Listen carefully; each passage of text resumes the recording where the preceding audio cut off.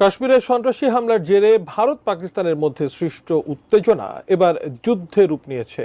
2 সপ্তাহ ধরে চলা শঙ্কার মধ্যেই পাকিস্তানের 9টি স্থাপনায় বড় ধরনের ক্ষেপণাস্ত্র হামলা চালিয়েছে ভারত।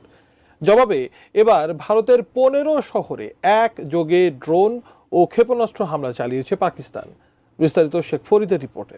पाकिस्तान की आर्म फोर्सेस ने इंडिया के 5 फाइटर जेट्स को गिराया। इंडिया में हजम नहीं हो सका।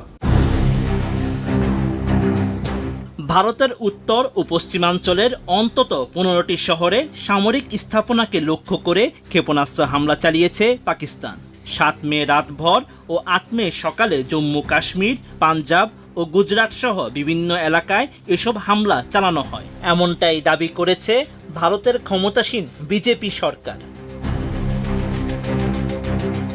8 মে এক প্রতিবেদনে এমন তথ্য জানিয়েছে